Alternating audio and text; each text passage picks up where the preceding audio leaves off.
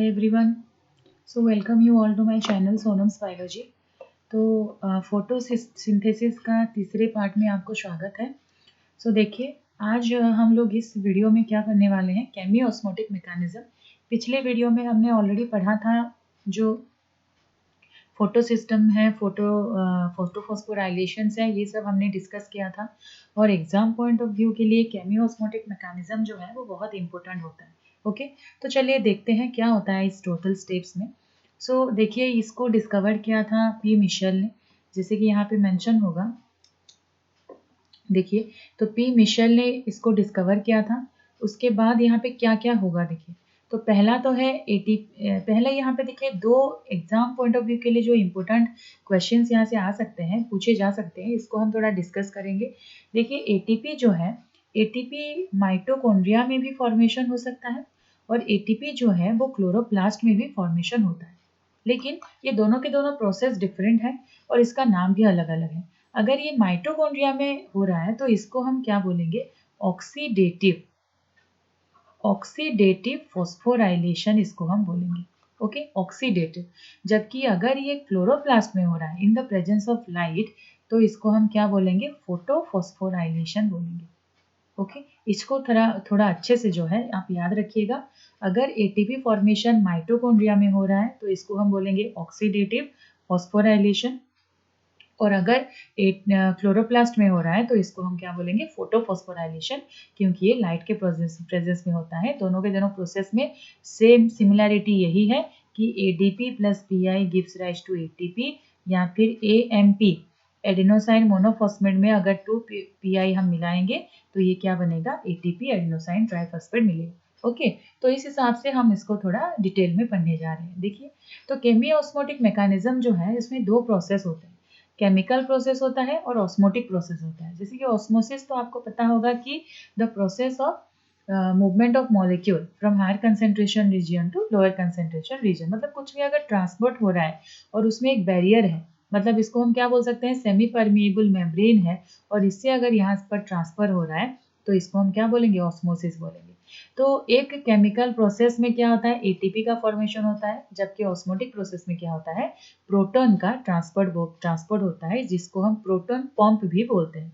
तो चलिए देखते हैं एक्चुअली प्रोसेस में होता क्या है। देखिए मान के चलिए ये एक क्लोरोप्लास्ट में जो होने वाला थाइलाकॉइड, मतलब जैसे मैं यहाँ पे देखिए छोटा सा डायग्राम ड्रॉ कर रही हूँ। अभी ये है थाइलाकॉइड आपका। ओके, थाइलाकॉइड में मैंने बताया था कि ये भी तो होगा ना मेम्ब्रेन बाउंडेड। सो मान के चलिए ये जो कैविटी है ये क्या है, ल्यूमेन है, और ये क्या है, मेम्ब्रेन है। ओके, तो ये कौन सा मेम्ब्रेन है, ये थाइलाकॉइड मेम्ब्रेन है। तो अगर थाइलाकॉइड मेम्ब्रेन के अंदर ल्यूमेन है तो बाहर क्या होगा, स्ट्रोमा होगा। ओके, स्ट्रोमा मतलब the fluid that present inside the chloroplast. तो मान के चलिए ये टोटल जो व्हाइट पेज है वो क्लोरोप्लास्ट है, तो ये क्या होगा आपका, स्ट्रोमा होगा, और ये क्या होगा आपका, ल्यूमेन होगा। ओके, ये क्या होगा, ल्यूमेन होगा।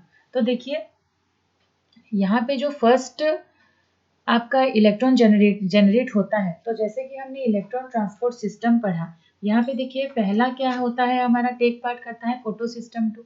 अभी मान के चलिए यहाँ पे होगा आपका फोटोलाइसिस ऑफ वाटर, मतलब 4H2O gives rise to 4H plus O2 plus electron, 4 electron. O2 तो जो है वो बाहर आ जाएगा, लेकिन H प्लस जो है वो कहाँ पे बन रहा है, ल्यूमेन में। मतलब जितना वाटर ब्रेकडाउन होता रहेगा वो उतना ज़्यादा प्रोटॉन जो है वो ल्यूमेन में एग्रीगेट होता रहेगा। उसके बाद फोटो सिस्टम से साइटोक्रोम बी में इलेक्ट्रॉन जाता है। ओके, और साइटोक्रोम बी से फिर इलेक्ट्रॉन कहाँ पे आता है, फोटो सिस्टम 1 पे। और यहाँ पे क्या होता है, देखिए एक जो NADP है वो NADPH में रिड्यूस्ड हो जाता है, लेकिन जो प्रोटॉन है यहाँ पे उसका जो अमाउंट है वो कंटिन्यूसली बढ़ता जाता है, कहाँ पे, ल्यूमेन में। तो यहाँ पे एक प्रोटॉन ग्रेडियंट बन जाता है, इसको हम क्या बोलेंगे, प्रोटॉन ग्रेडियंट। तो देखिए यहाँ पे हाई अमाउंट ऑफ प्रोटॉन है, नीचे लो अमाउंट ऑफ प्रोटॉन है। तो अभी क्या होगा, हाई कंसेंट्रेशन से लो कंसेंट्रेशन में प्रोटॉन का मूवमेंट होगा। तो इसके लिए हमें चाहिए एक प्रोटॉन पंप। तो यहाँ पे कौन काम करेगा प्रोटॉन पंप के जैसा, जिसको हम क्या बोल सकते हैं, प्रोटॉन एटीपेज पंप, जो कि सिर्फ किसको पंप करेगा, प्रोटॉन को या फिर H+ को पंप करेगा। देखिए एक प्रोटॉन एटीपेज पंप, ये एक प्रोटॉन एटीपेज पंप है जो कैसा दिखता है इसको हम डिटेल में यहाँ पे देखेंगे। देखिए सो this is a proton ATPase pump. तो इसमें दो पार्टिकल्स होते हैं, एक होता है F0 पार्टिकल जो कि एम्बेडेड होता है किसमें, थाइलाकॉइड के मेम्ब्रेन में। ये आपका थाइलाकॉइड का मेम्ब्रेन है, इसमें ये पूरा पूरी धसा हुआ है कौन, F0। और जो F1 है वो स्ट्रोमा की ओर है, मतलब जो F1 है जो आपका F1 है वो कहाँ पे है, स्ट्रोमा की ओर है। जबकि जो एटीपेज है वो कहाँ पे है, वो कहाँ पे है, जो F0 है वो ल्यूमेन की ओर है, थाइलाकॉइड के ल्यूमेन। इसको अच्छे से समझिए आप लोग। तो देखिए ये जो प्रोसेस है यहाँ पे क्या होगा, जो F0 ये F1 है, जो प्रोटॉन है यहाँ पे F0 से होते हुए F1 से आएगा और ADP इलेक्ट्रॉन को ऐड करके प्लस P इनऑर्गेनिक फॉस्फेट के साथ मिक्स होके और एक एंजाइम जो जिसका नाम है ATP सिंथेज, ये सब मिलके क्या बनाएंगे, ATP। मतलब आप समझिए यहाँ पे जो प्रोटॉन है वो ल्यूमेन में बन रहा है और जो ATP है वो कहाँ पे बन रहा है, स्ट्रोमा पे बन रहा है। इसको ही हम बोलते हैं केमी ऑस्मोटिक हाइपोथेसिस। ऑस्मोटिक इसको क्यों बोलते हैं, क्योंकि यहाँ पे ऑस्मोटिक कंसेंट्रेशन मतलब एक प्रोटॉन ग्रेडियंट बन रहा है जिससे हाइड्रोजन जो है वो हायर कंसेंट्रेशन से लोअर कंसेंट्रेशन में मूव हो रहा है। तो देखिए एक प्रोटॉन एटीपेज पंप में, तो पहले एक बार इसको और अच्छे से देखते हैं। तो ये थाइलाकॉइड मेम्ब्रेन आपका, स्ट्रोमा, और ये है आपका ल्यूमेन। तो फोटोसिस्टम 2 में इलेक्ट्रॉन जनरेट होगा, ये प्रोटियोलाइसिस होगा तो हाइड्रोजन बनेगा और धीरे धीरे धीरे हाइड्रोजन का कंसेंट्रेशन जो है वो ल्यूमेन में बढ़ता जाएगा। एंड मैं रिपीटेडली बोल रही हूँ, ल्यूमेन जो है वो थाइलाकॉइड का कैविटी है।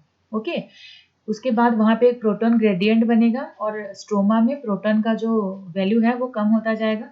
तो प्रोटॉन यहाँ से स्ट्रोमा की ओर वो मूव होगा और इसके लिए हमें एक प्रोटॉन एटीपेज पंप चाहिए। तो देखिए एटीपेज पंप में दो पार्टिकल्स होते हैं, एक होता है आपका F0, दूसरा होता है F1। ये डायग्राम में भी आज अच्छे से समझ सकते हैं।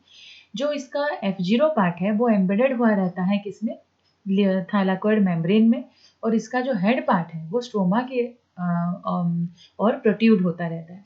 तो it is remain embedded in the thylakoid membrane. F1 क्या है, देखो देखो, protrude toward stroma, it forms trans membrane channel. F0 जो है ये एक चैनल जैसा बनाता है trans membrane. It can show conformational changes, अभी ये किस टाइप का एलिमेंट आएगा इस हिसाब से ये खुद को क्या करता है, चेंज करता है। फैसिलिटेटेड डिफ्यूजन होगा, यहाँ पे क्या होगा, देखिए एटीपी सिंथेसिस होगा। सो इसको हम क्या बोलेंगे, एटीपेज बोलेंगे F1, क्योंकि यहाँ पे ही जो है एटीपी सिंथेसिस हो रहा है। जबकि F0 क्या कर रहा है, एक पंप या फिर एक चैनल बना रहा है किसके लिए, हाइड्रोजन के लिए। तो देखिए ये ल्यूमेन है, ल्यूमेन में जो है प्रोटॉन का कंसंट्रेशन ज्यादा है तो प्रोटॉन नीचे से ऊपर की ओर जा रहा है। ओके, तो एवरी 4 हाइड्रोजन आयन आप बोल सकते हैं प्रोटॉन के एक्सचेंज में एक एटीपी बनता है। ओके, तो इसको आप अच्छे से समझ लीजिएगा। तो ये है आपका structure of ATP synthase. F0 F1 particles हैं यहाँ पे। F0 पार्टिकल एम्बेडेड हुआ रहता है थाइलाकॉइड मेम्ब्रेन में, जबकि F1 स्ट्रोमा की ओर प्रोट्रूड हुआ रहता है। So this is all about today's video. So आज हमने यहाँ पे केमी ऑस्मोटिक हाइपोथेसिस पढ़ा। तो आई जस्ट होप दैट आप सबको ये समझ आया होगा। सो अगर ठीक से आपको समझ में आया तो please like share and subscribe my channel. So फिर मिलते हैं अगले वीडियो में। Thank you.